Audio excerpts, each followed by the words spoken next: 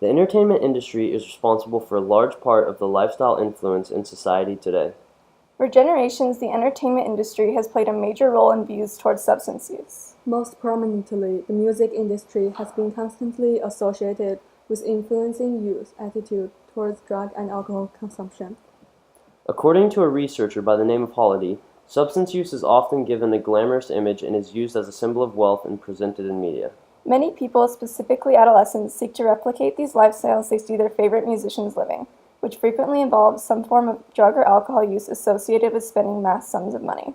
Commonly, these lifestyles of boosting wealth and substance abuse are associated with rappers that come out of Atlanta, Georgia.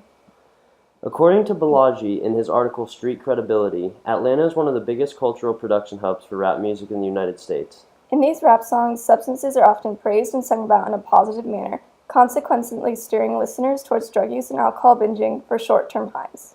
The question that we were striving to answer with this study reads, does listening to Atlanta city rap music affect the attitude towards drug and alcohol usage of 18 to 19-year-old Pepperdine students?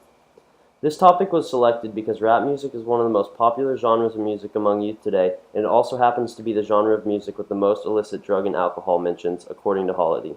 The test was designed in order to verify whether or not this popular music genre is an active influence on teenage behavior. The test subjects were specified as such because Pepperdine University is the college campus with which we have the most access to, and the 18 to 19-year-old freshmen are the people we interact with on a daily basis. A controlled experiment was created for this research project. The video was created in order to affect the dependent variable of the controlled experiment, the participants' attitude toward drug and alcohol use.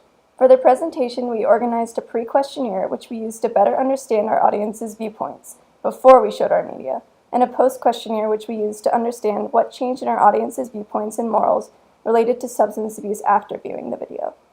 In the pre-questionnaire, we wanted to gauge the level of acceptance that our audience feels towards things such as Atlanta rap music and substance use.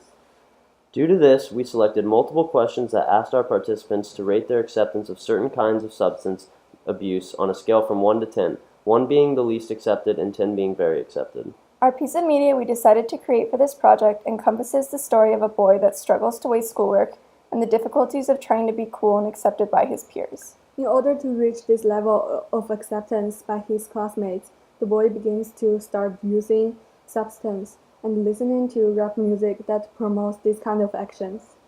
By the end of the video, it shows the boy completely immersed in drug and rap music culture, and this affects the boy's schooling greatly as he ends up getting an F on the big test he was supposed to be studying for all week. To conduct our research project, each group member invited 3 participants for a total of 9 students that were introduced to be in CCB classroom 245 on November 17th at 7 p.m. An informed consent was given to each participant as an agreement that they understand that they are not being tested as individuals, but rather they are being tested on their attitude toward the media they will be viewing. The pre-questionnaire was distributed and answered before viewing the media pieces, and the post-questionnaire was distributed after the participants were able to review and reflect on the video. In order to have our participants remain anonymous in this study, we decided to give them different colored pens to color code their responses so that we could still match each participant's pre- and post-questionnaires together while maintaining the secrecy of each participant's identity. After finishing the post-questionnaire, the participants were thanked for their time and allowed to leave the study.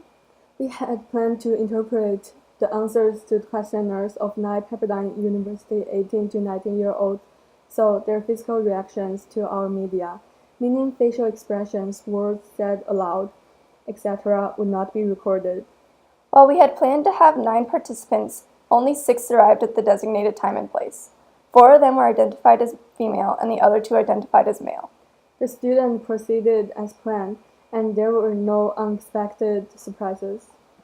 The pre-questionnaire portion of our research went great as we got interesting responses that let us know more about our selected audience's feelings towards Atlanta rap music and substance abuse. Yet, what our group noticed about the responses we got after screening the media piece and going through the post-questionnaire process was not what we expected. What we saw in the post-questionnaire results was that the majority of participants did not change their views on substance abuse and its relation to Atlanta rap music. even when participants felt more comfortable with substance abuse after the media piece was shown. When asked about their attitude toward alcohol consumption, 100% of the testees had no movement in number on the scale.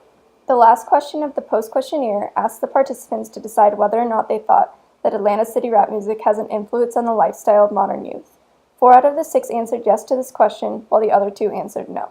The purpose of this experiment was to influence our participants' attitude towards excessive substance use by highlighting Atlanta City rap music's impact on youth. After we conducted our research, we found that our video had little to no influence on our participants' views. Since the majority of the participants already viewed substance use, specifically drug use, negatively, the video did not cause the participants' views to change because they already agreed with what the video was trying to convey. The takeaway from our presentation was that it does not matter what specific music our youth listen to, as our research has proven that people will not let the music they listen to affect their opinions towards substance use. Overall, this was a very thought-provoking research project, and it was interesting to see how our peers could be influenced through our work. We are thankful for our participants' time and these sources.